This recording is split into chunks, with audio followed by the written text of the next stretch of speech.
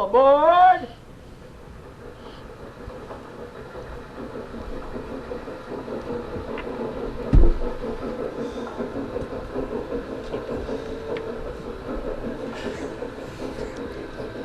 Next stop, Chicago Junction.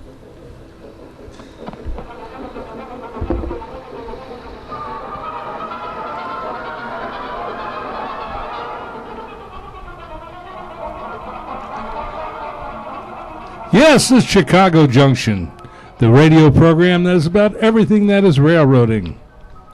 Now here for Doing a fine job of winging it there. I know. Yeah, here's our electrical engineer, Mr. John DeVita. Thank you very much, Brian. Welcome, ladies and gentlemen, to another broadcast of Chicago Junction from the John DeVita Broadcast Center on the Windy City Hometown Entertainment Network and Jack FM 89.7 WRHS FM Norwich on Thursday, August the 13th, the year of our Lord, 2015. Today, the panel will be talking about railroads and model railroads. And now, to start today's broadcast, here's our announcer, Mr. Brian. Well, now that we've settled down here, we're ready for a fine evening. And to give us a start, I'll give you our host with the most, Mr. Jack Red Ryan. We're in trouble, if that's true. Yes, it is. Good evening, everyone, or hello, or whatever time of day it is. Once again, it's time for our monthly get-together, and we're glad you're listening. We understand, Brian, we have a fan you met of ours? Oh, yeah. Up at the Eli Cheesecake Festival, a fan came up to where I was working the modular layout. His name's Pete. And he said he actually listened to us on the radio, though I think it actually was on the computer. Yeah, but we actually have a fan. Here. So we got a big one going out to Pete, let me tell you. Pete, we're going to send you our phone number, and you can call in every week. If we can get a hold of you. Damn right. And that way you could ask questions and see how much we really know. Would be like Lifeline, wouldn't it? Hey, Pete, join us on Facebook. Oh, all kidding. Chicago Junction. All kidding put aside, folks. These guys know. They do know. We had that guy last year from about the high-speed train in New York. You guys were grilling him like you were the DA or the homicide detectives. Remember what I'm talking about? Yeah. We give him some good questions. Oh, trust me. Anyway, which way you go? Left or right today? Go right this time, huh? To my right, Kevin Berry. Hello, Kevin. Good evening, How are gentlemen. you doing? I'm obviously a member of this panel and a member of the Chicagoland Lionel Railroad Club, located out in New Lenox, Illinois. And the Chicagoland Lionel Railroad Club is a recent addition to the Lionel Ambassador program, and we'll get to that a little later this evening. Okay, next up, Dave. Dave Darushka. How are you? I'm good. I'm good. Retired locomotive engineer from Metra, last place I worked. Happily retired. And I run our Facebook page, Chicago Junction. If you're listening and you want to check us out on Facebook, please do. Just type in Chicago Junction, and we should just pop right up there and join us. And that's all I have to say for the moment. Okay. Hi, this is Doug Kaniak with Railroad and Short Lines Club of Chicago. That's rscc.dhke.com. Rail fan and also part-time professor at Wright College. We like railroads. We got them. And, of course, I'm Brian Valou with a retired U.S. Navy engineer and member of the Chicago chapter of the National Railway Historical Society. I'm a garden railroader with the Chicago Area Garden Railroad Society and Chicago Botanic Garden.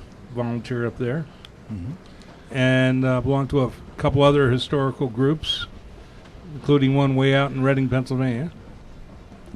And just love trains and talking about them and looking at the history.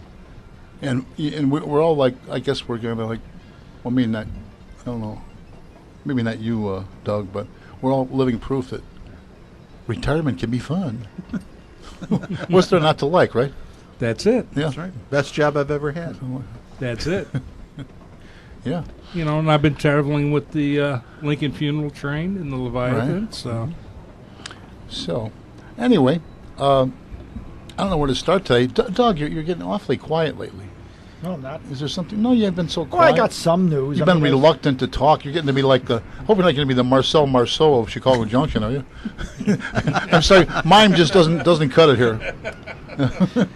You can make all the gestures you want. They can't see A it. mime is a terrible thing to waste. Hey, mind your own business. There you go. Well, I got some news. Okay, you want to start off? Sure. Go. The city of Peru had a 3-mile long industrial siting. They sold it to Illinois Railways. Illinois Railways formed a subsidiary called Peru Industrial Railroad. So that's our newest short line in the area, and Illinois Railways operates it. Peru is just by LaSalle, near what used to be the LaSalle and Bureau County Railroad. So that's the newest short line in the area. Little interesting thing with the 606, the Bloomingdale Trail. CP has installed a holding track that starts just north of the platform at Healy and runs all the way to Wrightwood Avenue, about a block and a half. Now, who's that? CP Rail, What's that? Canadian Pacific. Okay. Canadian Pacific Rail. To hold the pellet cars and whatever else that goes to Newlyweds Foods, because they used to use the Bloomingdale line to hold all these cars. There's no more Bloomingdale track, so now they have to store these cars someplace when they switch the industry there. And that's the only industry in that whole line that's being switched right now. So they laid in a holding track. Now, not to digress, but you say Newlyweds Foods? Yeah. Those are the ones who do that cake roll? Well, it's more of a packaging company that's Used to over, be, over at the Healy there. Remember that Newlyweds cake roll? They used to have the chocolate, dark chocolate with the ice cream in the middle? Oh, we'll have to do a show on it sometime. You have to bring Sorry. some. Bring some, I please. think that's going to fine. be We that's have to sample it. Why should I? Brian didn't bring any Eli's. that'd be Yeah. a great segment on the Chicago historians. Yeah. Okay, anything else? Oh, that's it. Been Yeah. relatively quiet out there. Yeah. Now, for people who aren't familiar with the 606 trail, it's a former Bloomingdale line from the Milwaukee Road. A lot of industry along there at one time, and now it's turned into a very high-rent residential area, very expensive. And the city converted the old abandoned line to a linear park where people can bike and hike and do other things that I won't mention, which the Similar- neighbors are very concerned about. Yeah. But since they opened the line, the real estate values of the neighborhood have skyrocketed, even higher than they already are. So they've also, I think they found another piece of abandoned tract they're considering for a linear park as well in the city of Chicago. Yeah, Wilson Avenue to Devon. Yeah, That's the old Weber line. right. I think we talked about that last month. Right. Okay, well, let me read some stuff here from the Black Hawk Railway Historical Society newsletter, which I'm a member of. The president, Bill Maloney, is currently under contract with a publisher to co-author a book on the history of Dearborn Station and the Chicago and Eastern Illinois Railroad and 7 railroads that used the C&WI over the years to access downtown Chicago. A few magazine articles have been written over the years on the C&WI's commuter service, but there has never been a definitive book written on the history of this railroad, and that is the objective of this effort.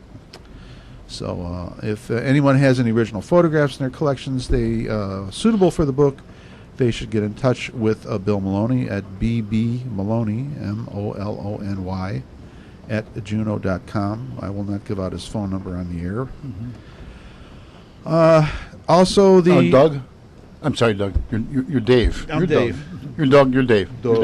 You're Doug. CWI. Is that Chicago and Western Indiana, yeah. Okay, that's what I thought. Yeah, they were the switching railroad for Dearborn Station, and they ran a commuter service as well on their trackage. So basically, they performed all the switching operations for the 7 railroads that operated out of Dearborn. Okay. I believe we have a phone call. No, not yet. Oh, we have a note, though. He wants to know when to call. Oh, Now's a good time. well, go ahead. Okay, so Seneca Depot restoration nears completion. The restoration of the former Chicago Rock Island and Pacific Railroad Depot in Seneca, Illinois, milepost 72 from Chicago, is progressing very nicely and is expected to be completed by October of this year.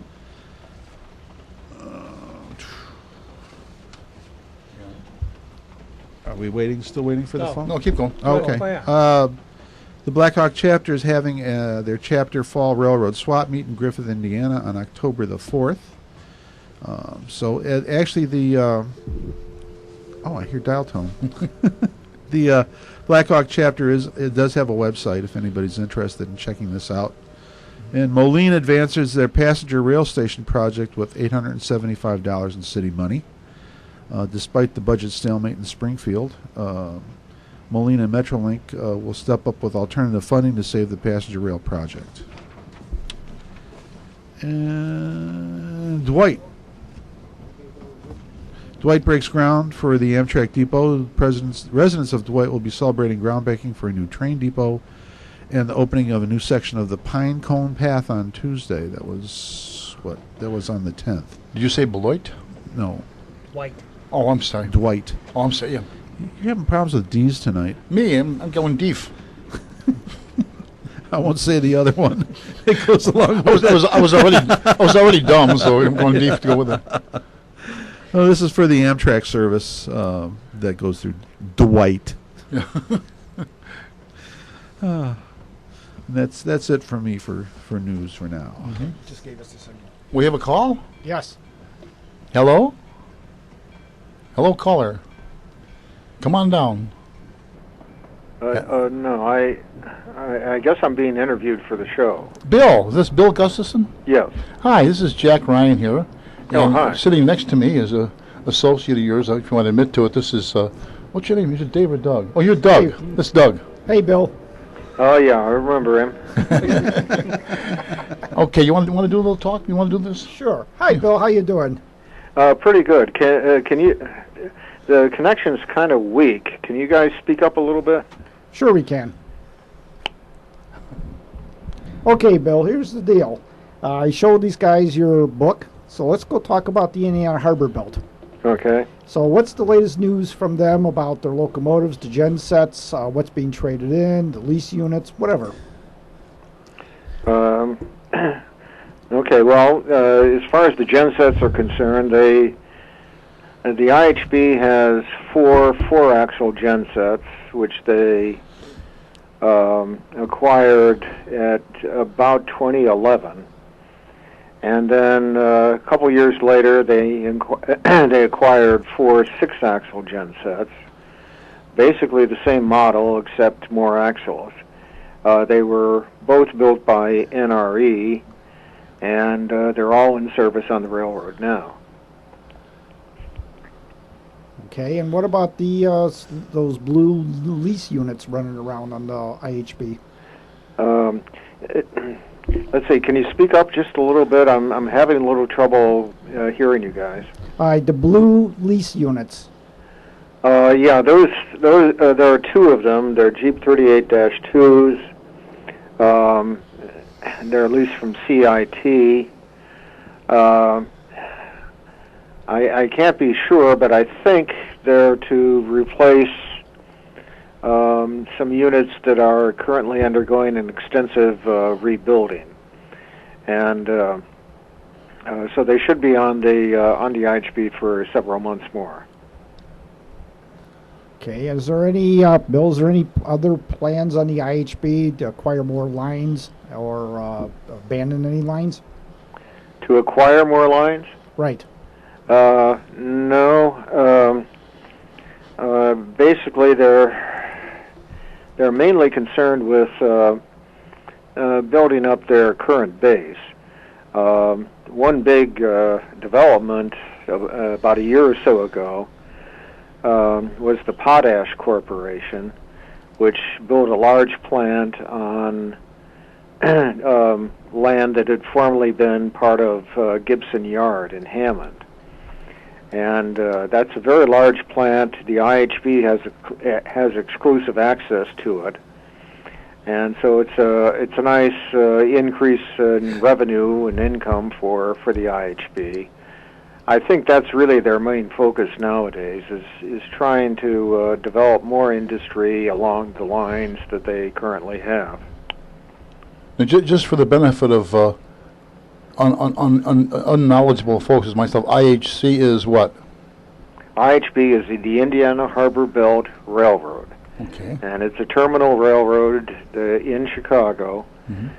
Terminal not in the sense that they're about to die, but rather that they handle interchange traffic between the various Class 1 railroads, and they provide connections all over the Chicago area.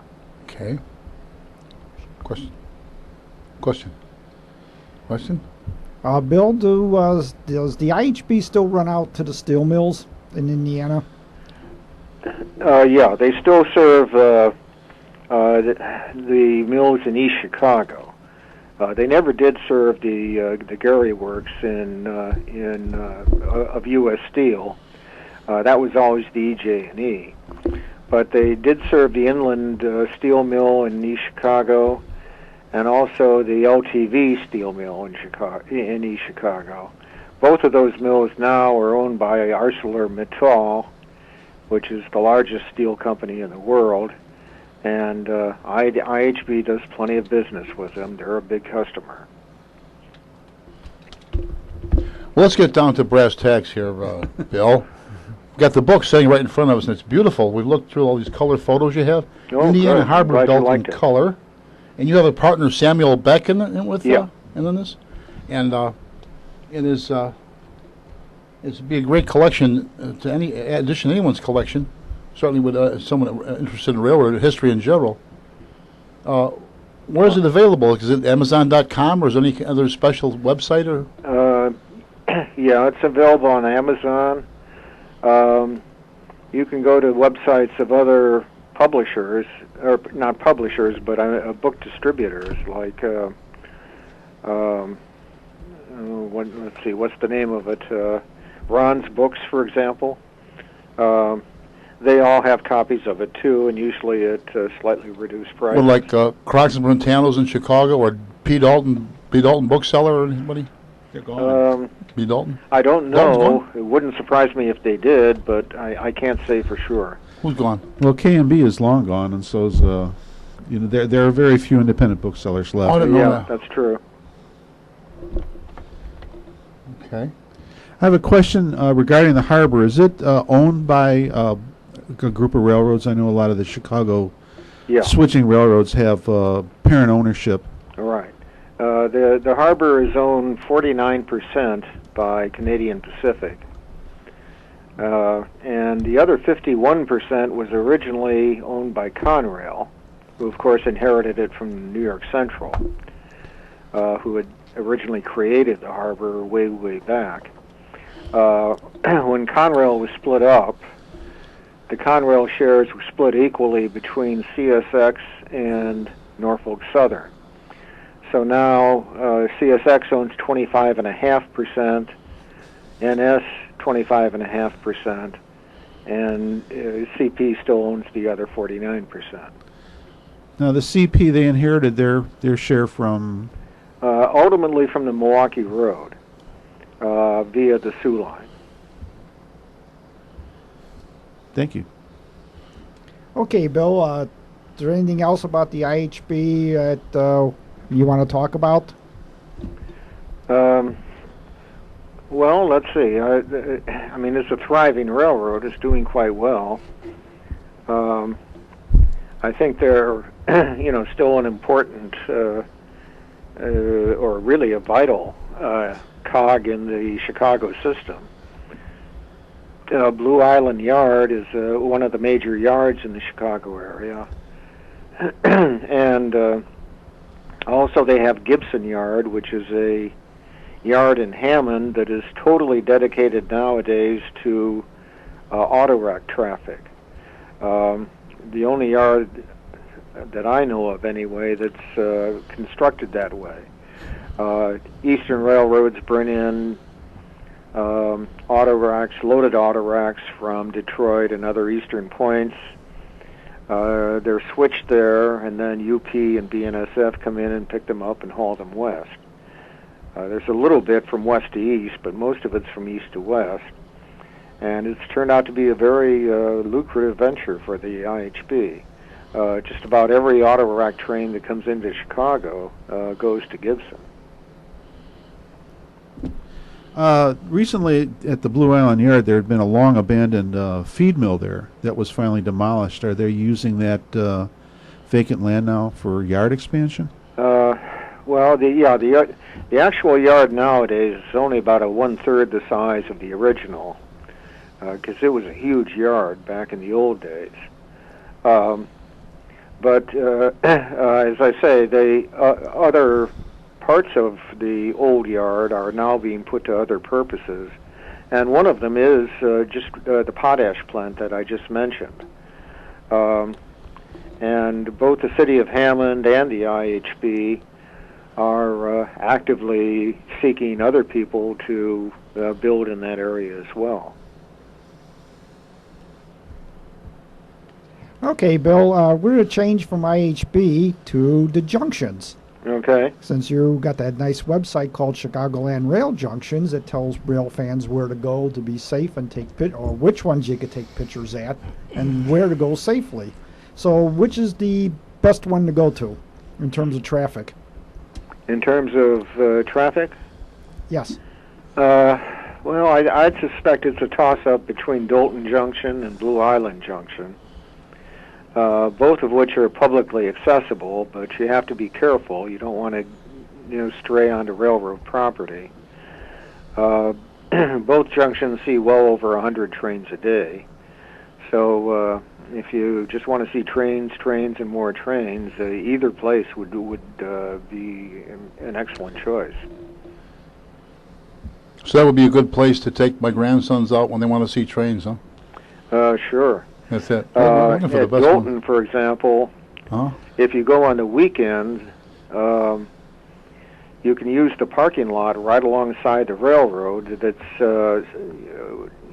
serves the Dalton City Hall on weekdays.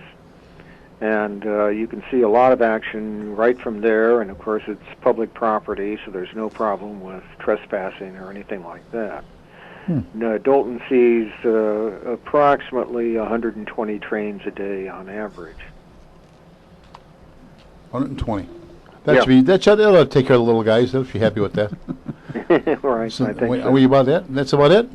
What's that again? Now, Indiana Harbor Belt in Color by Samuel Beck and Bill Gustafson. Look for it in, don't look for it in Crocs and Brentellos. I hear they're No. closed now. Is B. Dalton Bookseller still there? They're gone too. No, who do you got left? Walden Books. Walden? Okay, that was my next guess. Chicagoland Hobbies has a nice book selection, Chicagoland Hobbies. and Des Plaines Hobbies. A lot of your train stores will have a section. Yeah, I would go to those places as opposed to a regular bookstore because most large bookstores don't carry. If you can a lot find a of regular room. bookstore. Well, the one or two that are still left. I was one in my neighborhood, but it turned out to be a library. Yeah, and I might also add that there are several, on-site or online websites where you can pick it up too. Type in the title of the book. It'll There come you up. Really. It's called Googling, isn't it? Yeah, it's called, That's it. called searching. You might try Ron's books. That's one place. And you can also go to the Morning Sun Books website. They are the publisher of the book. That's right. Sits right Okay, anything else? That's it? You mentioned Blue Island Junction. What are the street?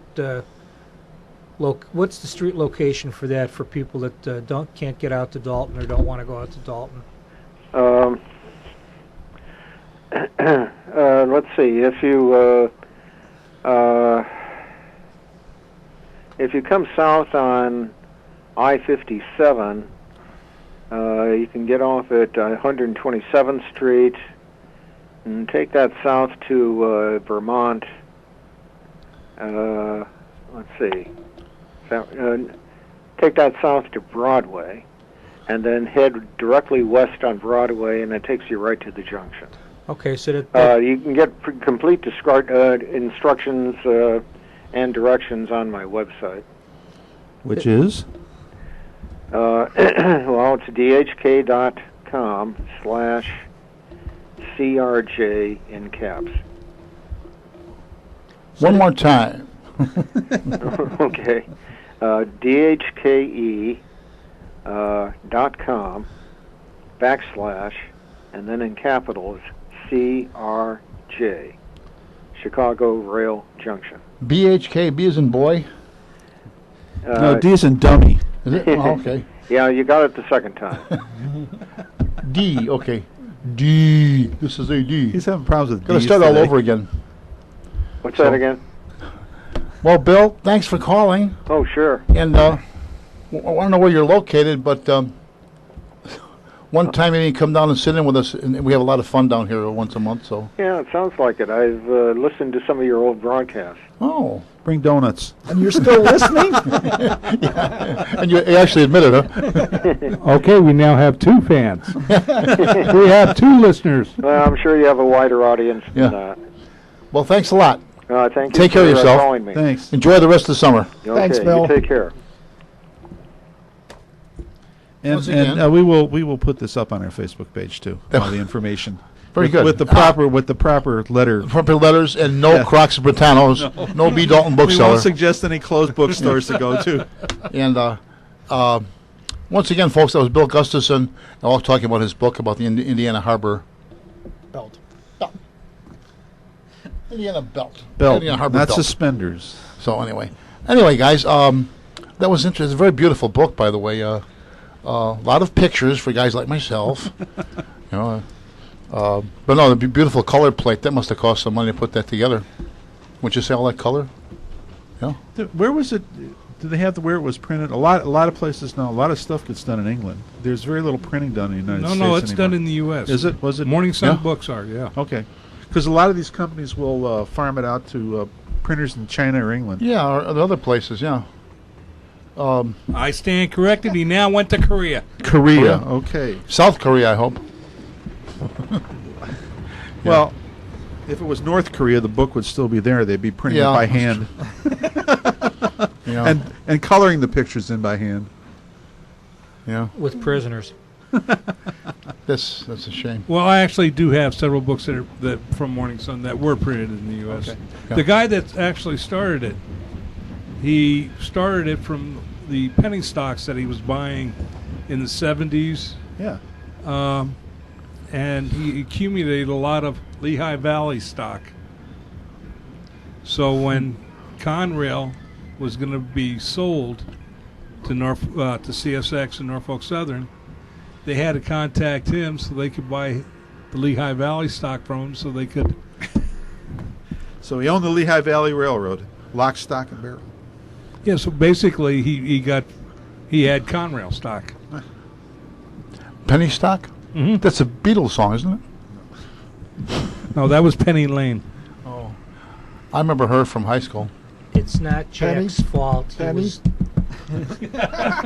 But we digress once again. it's not Red's fault. He was dropped on his head repeatedly as a child. I got a solid noggin too, man. I'm telling you. Anyhow, this is just about almost bringing us up to break time. It looks like we'll be in a holding pattern. Anybody got anything quick to say before we go to break? What about the new train service in Indiana run by Iowa Pacific. that's it. That's right. It's finally there. Basically Amtrak crews, but Iowa Pacific equipment. I don't know about the onboard personnel though. I'm not sure if that's Amtrak or if that's Iowa Pacific as well. That's going to be determined. Yeah. But yeah, in fact, Jerry Jacobson from the Age of Steam Roundhouse just added another locomotive to his collection, number 12. He got a World War II S-160 class consolidation, war baby consolidation, that they made thousands of for shipping and running overseas. And he got the one that came from Fort Eustis. It never went overseas. Used for training in Fort Eustis, and they sold it to the state of West Virginia, who had it at Cass. They were going to run it on the Greenbrier line out of it going up towards Elkins and Durban, and the hurricane took it out. And the state just recently, last year, put the proposal they're going to rebuild 25 miles of track. You mean a real hurricane? Yeah, real hurricane. And so now you'll actually be able to take a train from Cass and go all the way to Elkins. Well, John, got anything to say? Oh, boss. You are listening to Chicago Junction from the John DeVito Broadcast Center on Jack FM 89.7, WRHS FM Norge, and the Windy City Hometown Entertainment Network on Thursday, August the 13th, the year of our Lord, 2015. And this is Jack FM 89.7, WRHS FM, Norridge, Illinois. And now, back to Chicago Junction and our panel. Did you get that, Pete? Oh, Pete. I would just want to let everybody know this is a drug-free show as far as I know. And Yeah. Does caffeine count? no. That's, Okay, who's next? We got anything? Get something? Yeah. There's Kevin. I mentioned briefly that the Chicago and Lionel Railroad Club had been selected to be part of the Lionel Ambassador Program, and part of what the club is doing is several of our members are doing video reviews of different Lionel products. And I just got an email earlier today that there will be 10 video reviews of different Lionel products available on the club webpage, on the homepage. And if you're interested, it would be CLRCTRAINS.com, CLRCtrains.com, and then just pan down the home page, or look across the top of the banner to see if they put it on a separate click page. And there's also small video clips of the layout, and there should be some photos of the building upgrade that was done over the summer with the sound deadening baffles and the new lighting, so that they can actually do a sunlight cascade across the layout from sunrise to sunset. And then next summer, if all goes well and the river doesn't rise, the current layout will come down and the new layout will be built over the summer, and that will be the new permanent layout with a little bit different track plan and actually different levels. And they promised me that there will be some place in the new layout and that we won't lose our drive-in theater. Are there many of those left anywhere? That must be one of the few. You know, it's a miniature, huh? All I know is that as long as I'm a member, the Grover's Mill Drive-In is still going to be on the layout. What are you showing? The plan for the September open house will be Forbidden Planet, War of the Worlds, and The Day the Earth Stood Still. And October, coinciding with Halloween, will be Frankenstein, The Mummy, and Dracula. The original versions of each. Why don't you show the original Phantom of the Opera? You've been talking to my wife. That's her movie, not mine. Yeah. Have you seen the original? Yes, I have. I'm not a great fan of that story or any of the movie versions, but my wife is, so I wind up having to watch it at least once a month. But That's Nosferatu with your thumb up your nose. No. He was actually doing the Phantom. yeah, reminded me of my 6th grade teacher. She was a nun too, you know. But that's beside that. We digress. Didn't you know Abbott and Costello meet Frankenstein? I've seen that, and Abbott and Costello meet the Wolfman, and you know all the Abbott and Costello run-ups on the great horror movies. Oh, that was the best one though. Lou didn't even want to do that, and his mother said, "That's the best thing you ever done." So, you know how it works out. A little sidebar on that. The script was to be called "The Brain of Frankenstein." It was supposed to be played as another one of those monster fests where they started with House of Frankenstein, beyond, you know. But then they said, I don't know. And then they thought they'd infuse the characters into it, so they added a lot of the comic routines, and it was. I thought it was one of the better. You know. And by the way, at the time, they were under the impression that Bela Lugosi had died already. That's why he wasn't in pictures. He didn't die till I'm not 57. dead yet. Yeah, He I died. will live forever. He died during the filming of Plan 9 from Yes. Outer Space. Yeah, That wonderful, Oh, another thrilling epic that yeah. I don't, Mr. Ed Wood did. I don't think Elvira even likes that movie. Well, the guy who Although I like Elvira. the guy who finished up for him when he walked around with the cape around his face was about, he could slam dunk. I swear he was so tall, you know. And that was his chiropractor. That was his doctor who did that. Anyway, I thought Plan 9 was just as good as Sharknado 3. Haven't seen that yet, but I'm looking Oh, forward to it. how about Glenn or Glenda? Ah.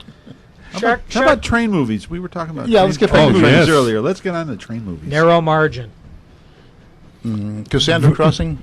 The original Narrow Margin?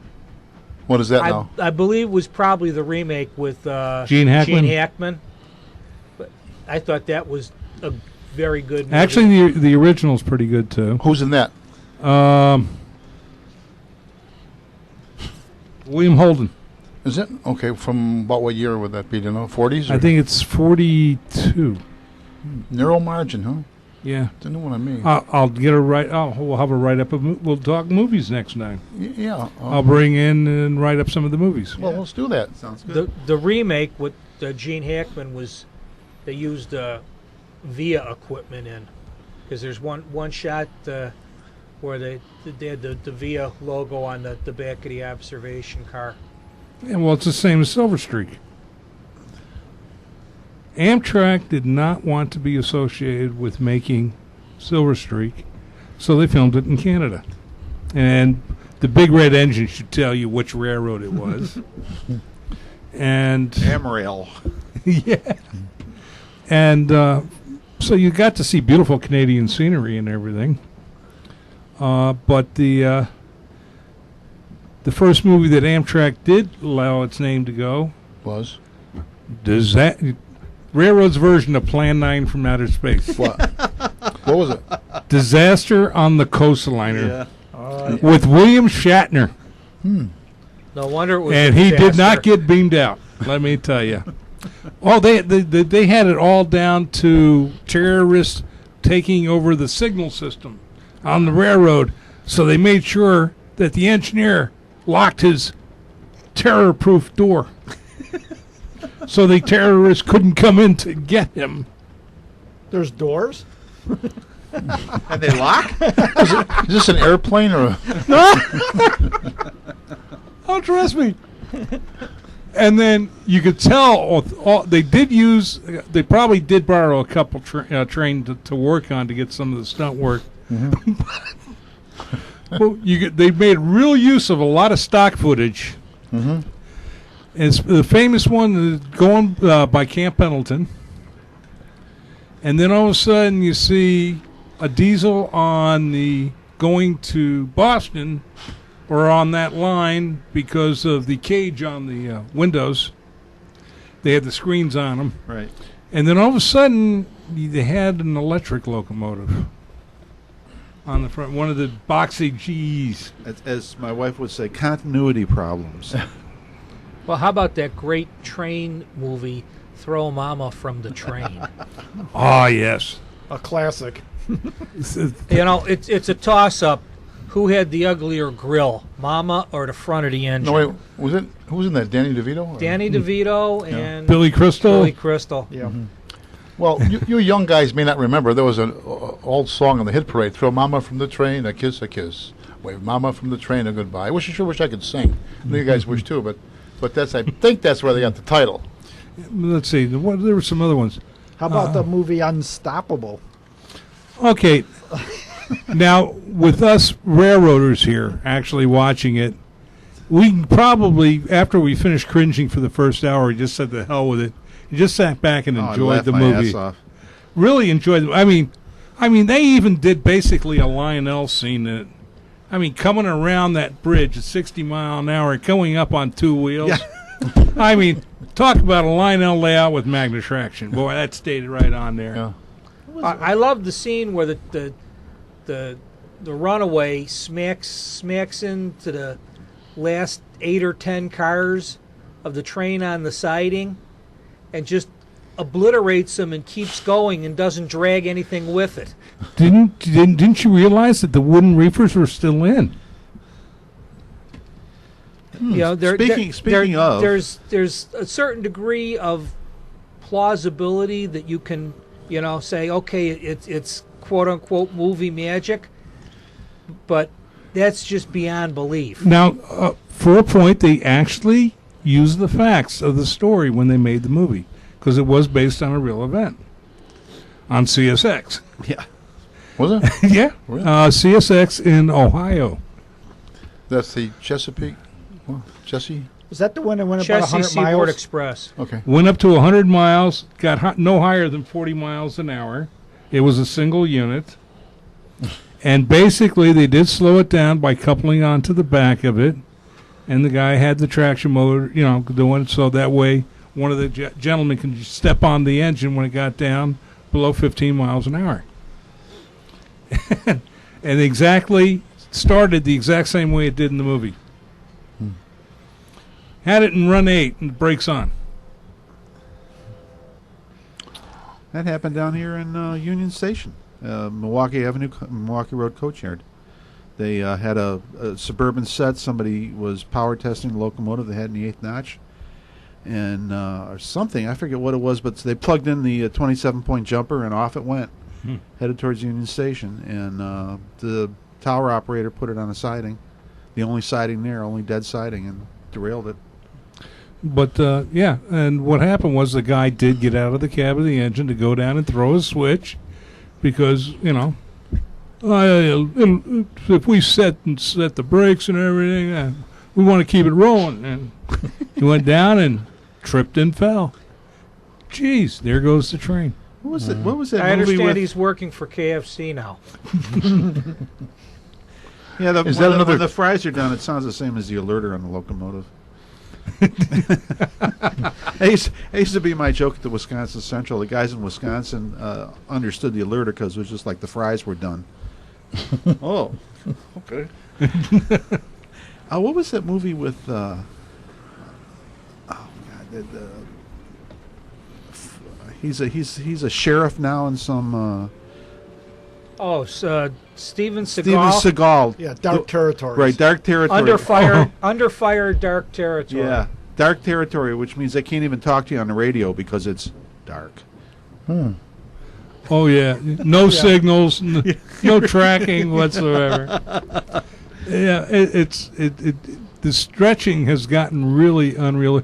To let you know what people really know about railroading. Well, script writers don't. I mean, they don't bother doing research. There's lots of movies with that in there. I like watching bad monster movies. Remember the one with the Gila monster? With the Gila. bulldozer? They showed no less than 9 different trains when the thing took the trestle out over the wash. And there was a Lionel with a backwards coal car on it. And they kept switching. They showed the thing crawled through and knocked the trestle out. Then they flashed to the train. First it's F7. Next time it's a SW 1500. Third time, I don't even know what the heck they were showing the third time. And then when it crashed was a steam engine. It was a Mark Salco switcher. Yeah. The movie was The Giant Gila Monster. Right. That's Yep, it. giant Gila monster. Didn't they film part of it? It looked like the Gila monster crawling across a somebody's, plywood train set. Like Could have been. That's the way the where they track did it, looked. yeah. I think it was the Lionel Club, Chicagoland Lionel No, Club. it Could have wasn't. been. No, it wasn't. Thank you very much. Although the yellow hot rod coupe and the Gila Monster have been known to turn up on the layout in the month of October. what scale is that? What that giant Gila monster would be? You know, I think it's scales, don't It they? was movie scale, which means it changed every scene. It's about 8 inches long, and it's a typical 1950s Gila Monster. It's black and pink. Well, They, yeah. They're black and pink, and they grow to be about that long. It's one of the few lizards that's poisonous. Yes. Yeah, and The other, he has a cousin, the Mexican beetle lizard. Is it true? Yep. Beetle lizard? beetle, Bee- beeted. Beaded. Oh, beaded. Yeah, not beaded. Beaded. Well, he was going with the beaded. Beaded. Yeah. And From it now I doesn't have fangs. It has very deep Yeah. grooves in its molars. It's kind of And like it chews on you, and razor blade teeth, like, I guess. yeah, no, No? well, they're very sharp molars, Mhm. and it just chews on you, and that's how the venom gets into your bloodstream. It doesn't inject it like a... No, it just Yeah. it seeps it in. Remember there's one in Butch Cassidy, he turns around and shoots one behind him, Sundance does, a Gila monster. I guess. If you say so. They probably were, the animal people were probably against that, you know. Well, I'll tell you what. If you want a good movie about, especially Depression era, Yeah. you gotta do Emperor of the North Yeah. I was just thinking that. That's with Ernest Borgnine, Lee Marvin. Lee Lee Marvin. Marvin, David Carradine Yeah. as a really snot-nosed kid. I mean, it is real. It actually portrays basically the way it was Hobos in riding the the trains. Depression. Yeah, Oh. they even give you some ideas on actually how they did do it. But it has a little bit of violence in it, so I hope so. be It rough was for the on kids. TV about a month ago on Channel 66. Well, that's probably cut. More than likely. There were some fight scenes, but not to the extent they were in the movie. Well, the baptism scene was probably cut. Yeah. Yeah. Runaway trains. We got in Utica, New York. This is an actual thing that happened. A string of hopper cars on a siding. Kids go and knock the handbrakes off the cars, and off the cars go. Hit a static locomotive display at the Utica Railroad Station and pushed it into the station itself. Did quite a bit of damage. So all the politicians are decrying. You know, we need better braking systems on these trains to keep them from running away. I saw that story. Yeah. Like, what?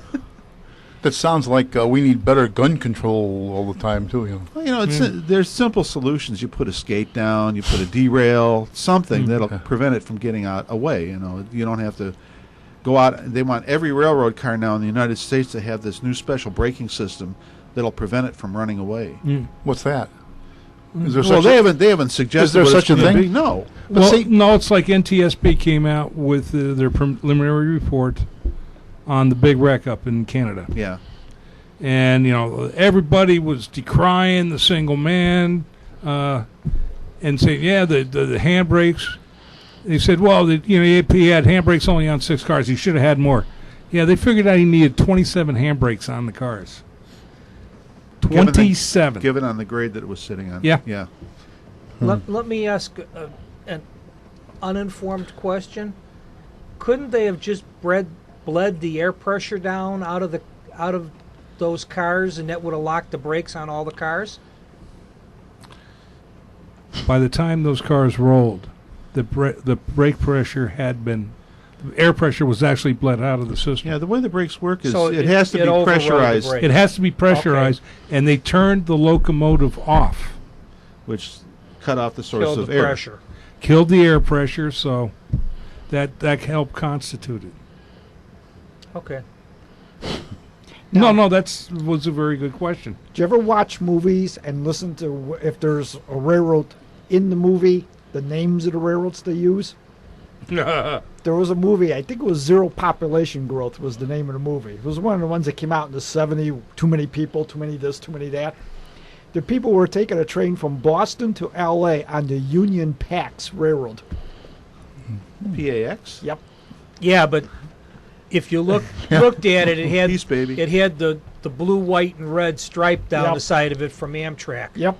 Yeah, the storyline was that a young couple had their one authorized child, which had died a couple of months after it was born, and 2 or 3 years later she got pregnant again, which now made her a Criminal. capital criminal.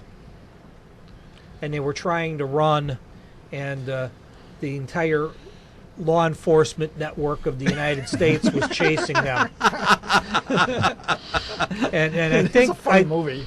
I'm not sure, but I think the guy who played the senator that was trying to help them may have been Lou Ayres. because it was an old-time movie actor playing the role, and What's the name of the picture? zero population Yeah, growth. It goes under a couple of names. And the, ZPG, and the zero government population killed growth. him by denying him his insulin because he was a diabetic. But it was just the name of the railroad. I was listening to the movie and, Union Packs. Okay. What's Union Pacific plus C&W? What's the resulting name? Union Pacific. UPF board. Well, how about the train disaster movie? It was like the nuclear train. That one. That's The one they come out outside the Denver. runways. Yeah. Yeah, that one. No, And what did they show? They showed this wooden boxcar carrying the nuclear bomb. Well, I think They did. I think in the movie Broken Arrow, they were moving a nuke in a wooden boxcar as well. No, they were doing that on flat cars. I thought it was enclosed because when it broke loose from the cradle, it lunged down and after piercing John Travolta, nailed him to the wall. Yeah. Okay. There's a train in the newest Godzilla movie too. They're moving a nuclear bomb via a train. Yeah. And then sort of like Dark Territory. Well, I'll You tell. know, it's just like, they did that in Abraham Lincoln Vampire Hunter. Another classic. They Wait a minute. You mean they you were admit- moving you- a did you train see load of that? silver. Yeah. You admitted it too. Well, they had their train. We had a train sequence, so I had to watch it. That's true. And they decided to burn the bridge with the train in the middle. And it finally was going back, and they got somehow they made it up to the front of the locomotive and jumped off before the locomotive finally lost its grip. It fell into the canyon. They probably saw the general and they thought they'd duplicate, Sure. replicate that. Huh? Well, Yeah, Ron Smolin posted a very nice video sequence of a wooden trestle out in I think it was California, got caught fire because of a brush fire, grass storm or something. yeah, it was just on the news yesterday. Yeah, it burned up real good. And that brings us to Snowpiercer, which did you see it yet? No, I thought Nobody it's on saw my that queue. yet. It's on my queue with I saw Netflix. it. It was a garbage movie. Snowpiercer? The only Considering the movies that I've seen, I have to say this. the only redeeming scene in the remake of War of the Worlds is when they're trying to escape, and the train, the railroad gates come down, And the train goes by on fire. and the Lionel Amtrak comes through, and everybody's hoping, and then all the passenger cars are on fire. Oh. And that's the only redeeming scene in the entire movie. I actually like that movie. Not to digress, but what's the train? It's definitely better than the remake of The Day the Earth Stood Still. My son said that movie was so bad. Says, Dad, don't even waste the $3 to rent it at the video store. Why do some of these characters even want to remake? Well, they remake Citizen Kane, remake Casablanca, remake, what? There's some movies that are actually beg for remaking. Yeah, but I mean... And we've had some very good remakes. Even the remake of The Silver Streak was a very good comedy. What was that now? That was a very good comedy done in 1976. Gene Wilder. Yeah, Gene and Wilder, Richard Pryor. What was the remake? Silver Streak Oh, that was a remake of something. was a remake of the original Silver Streak From the 30s, right? from 1934. Yeah. I didn't know that. Well, now you know. We have the original Silver Streak sitting in MSI. Museum of Science and Industry. Oh. They call that Oh, that one. Burlington Zephyr. It Yeah. doesn't start with a D. Yeah. That's it. Don't confuse them with letters, please. Well, that's why I wanted to be sure. I was puzzled. You can notice that, huh? That's my job. That's my function. Is that the IHB DHK? E-I-E-I-O. How about the BMFWIC? I'm not gonna say it. I'm not gonna say it on the radio. You just LOL. did. But there were a lot of old movies. We got WTF? if you want to see a real good movie showing some parts of Chicago, What? Union Station. Yeah. That's William Holden, Barry Fitzgerald, about chasing a killer, and ends up on the two-foot gauge railroad underneath Chicago. Never seen it. 1941. In the freight tunnels, huh? Yeah, he's in the freight tunnels. And the thing is, when they're on the overhead following them, following the Chicago L. And they get to the end of this one line, and you sit there and look, and you wonder, why does the car in front say Pacific Electric? And supposedly they're going over to the stockyards. Speaking of the old Chicago Underground line, they were doing some work over by the Field Museum about 8 years ago now, and they had dug down, and they found one of the old Underground Railroad cars, and they brought it up, and I believe it's At the Illinois Rail Museum. yeah, Yeah, it's they IRL. got a whole train. No, The- they brought up a locomotive and about 5-6 cars. Yeah. Is that little system that used to like do servicing in the loop and Yes. Yeah. That is correct. A lot moving, of moving ash packages and dumping. coal and ash and Ashes, yeah. garbage. Now, a lot of people don't know that the new lakefront, when they filled the lakefront east of where it was originally, a lot of that was ash from the coal fire furnaces from all the buildings downtown, and they used that system to haul that stuff out. And a lot of the stuff that was built up on it was all the clay that they took out, digging out the tunnels and making the buildings. Also, when they straightened the Chicago River, Yep. the south branch of the Chicago River, all that clay was used as fill. Kick them right in the ash, huh? Is that what it was? Who's you, Clay?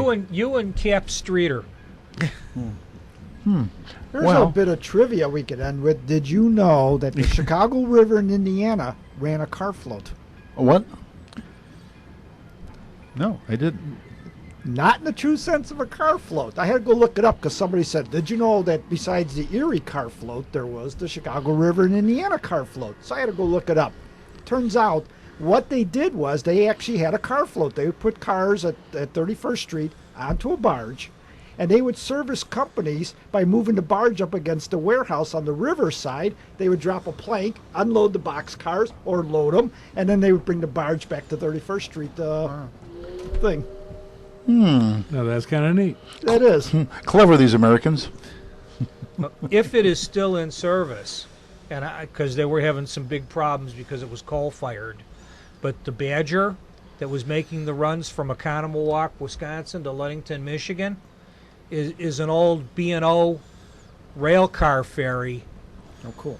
And, CNO. or C&O, and they asphalted the deck up to the top of the rail heads, I guess, and you can park cars in there and trucks, and it's a nice 4-hour trip across the lake. They do it east twice and west twice.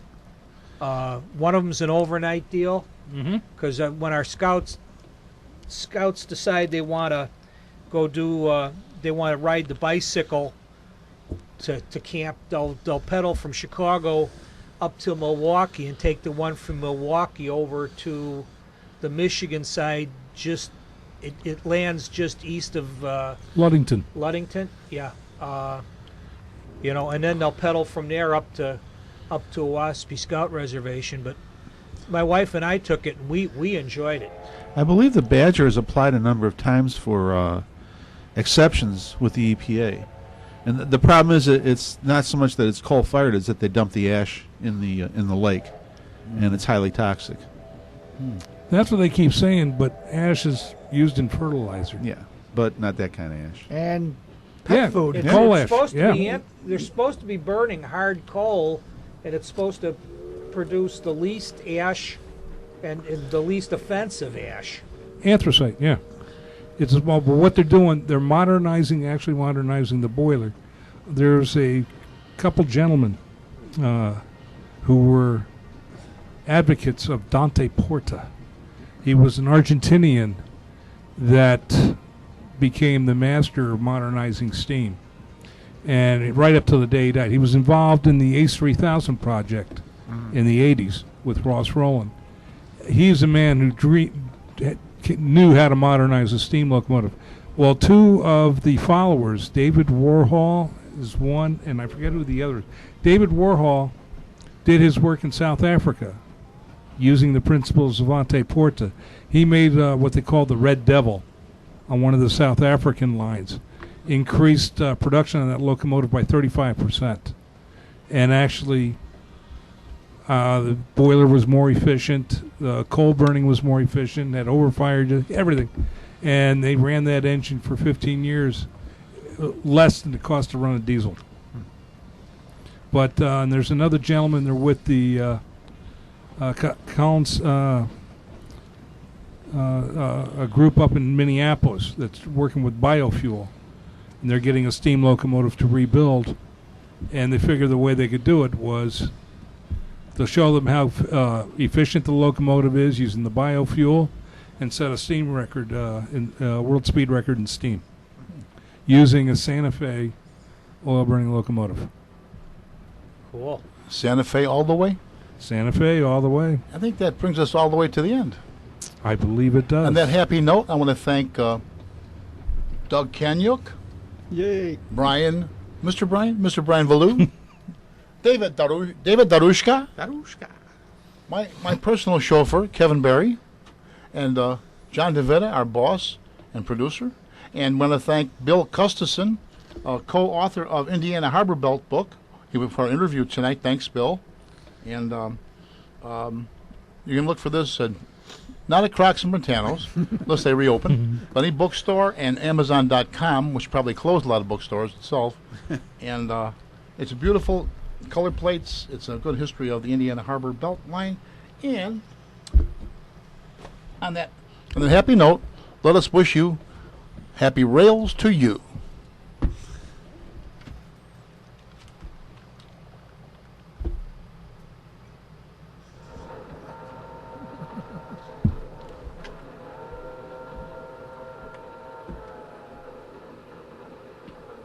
All aboard!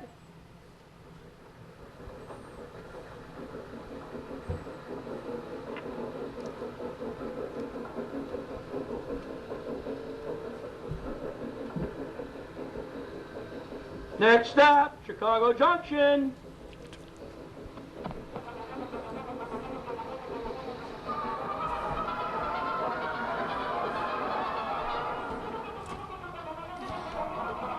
Yes, it's time to say goodbye for another edition of the Chicago Junction. We thank you very much for listening in. And if you have any ideas of what you'd like to hear from us, please contact us through your radio station or computer, or catch us on Facebook at Chicago Junction. So on behalf of everybody on board, this is your conductor, Brian Valou, saying, have a pleasant evening.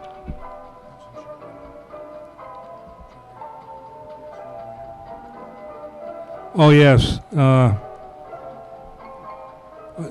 Charlie's a struggling young actor who plays the conductor, and he's still looking for work. Please, please hire him.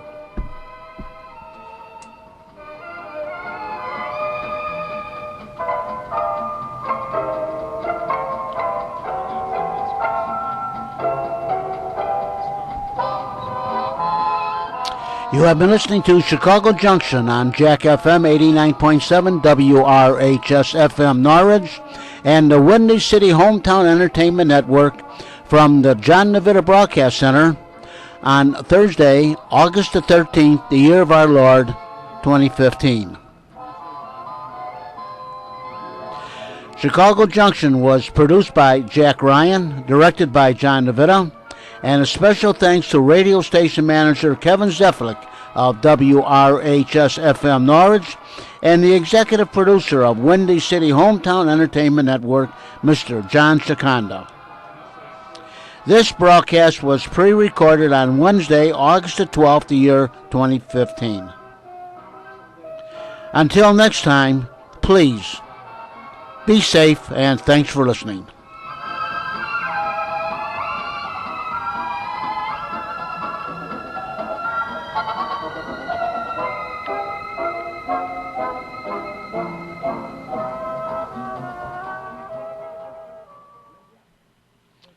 And this is Jack FM 89.7 WRHS FM, Norwich, Illinois. Have a good day, everyone.